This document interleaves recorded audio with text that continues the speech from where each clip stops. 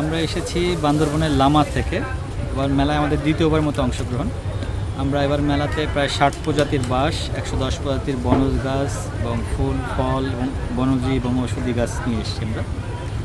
এবং মেলাতে আমরা প্রথম দিন থেকে খুব ভালো সাড়া পাচ্ছি আসলে, কারণ বাংলাদেশে পাওয়া যায় সাধারণত 30 প্রজাতির বাঁশ, আর আমাদের সঙ্গে আছে 60 প্রজাতি এখানে মেলাতে। আর বান্দরবনে আমাদের সঙ্গে আছে 210 প্রজাতির বাঁশ। আসলে বাঁশকে আমরা শুধু ব্যঙ্গার্থেই ব্যবহার করি বাঙালিরা, বাঁশ দেই বা বাঁশ খাই, এটার মধ্যে সীমাবদ্ধ। তো আমি পৃথিবীর বিভিন্ন দেশে গিয়েছি, যেমন চায়নাতে, থাইল্যান্ড, ইন্দোনেশিয়া, ইন্ডিয়া, বিভিন্ন জায়গায় দেখেছি বাঁশের আসলে ব্যবহার বহুবিধ। বাঁশ থেকে কমপক্ষে 80টা সেক্টরে কাজ হয় ওয়ার্ল্ড ওয়াইড। এবং বাঁশের বর্তমান ওয়ার্ল্ড মার্কেট হচ্ছে $100 বিলিয়ন হচ্ছে ওয়ার্ল্ড মার্কেট। বাংলাদেশেও 1000 কোটি টাকার মার্কেট আছে, যে কাঁচা বাঁশ শুধু কাঁচামাল হিসেবে ব্যবহারের জন্য।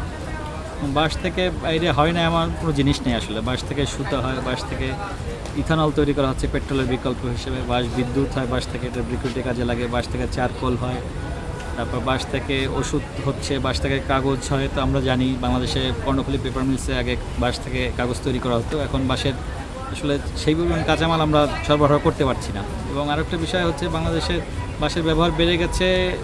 2017 সালে রোহিঙ্গাদের যে আশ্রয় দানের পরে ওখানে প্রতি বছর 2 কোটি বাঁশ লাগে, 2 কোটি। মানে আমাদের আসলে বনভূমির একটা বড় পার্ট আসলে কিন্তু ধ্বংস হয়ে যাচ্ছে ওখানে।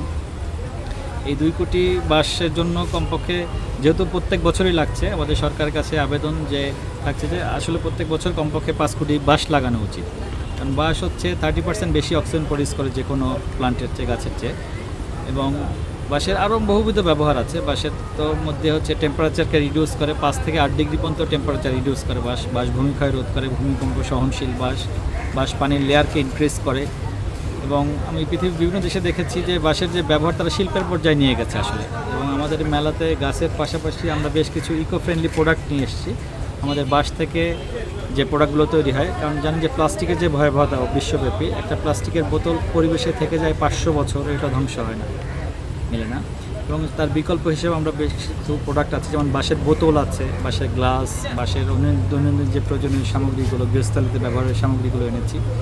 এবং আরও একটা বিষয় আছে যে বাঁশের যেহেতু কোরল বা নতুন শুট খাওয়া যায়, আমরা জানি যে এটা সুপার ফুড হিসেবে ব্যবহৃত হয়। এবং আমরা বাঁশ পাতার মধ্যে যেহেতু অ্যান্টিঅক্সিডেন্ট এবং অ্যান্টিব্যাকটেরিয়াল থাকে, সে আমরা এখানে ব্যাম্বো লিপ টি একটা চালু করেছি। আমি মেনলি এটা চায়নাতে খেয়ে এসেছিলাম। ব্যাম্বো লিপ বাঁশ পাতার মধ্যে প্রচুর পরিমাণে সিলিকা থাকে। সিলিকা হচ্ছে ম্যাক্সিমাম ফুডে আসলে পাওয়া যায় না, এটা হচ্ছে কিছু সামুদ্রিক ফুডের মধ্যে আছে সিলিকাটা।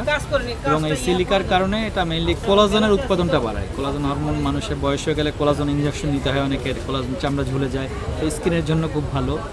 এটাকে ন্যাচারালি এটা রিমুভ করে, যে চামড়া ঝুলে যাওয়াটা মানে এটা প্রতিরোধ করে।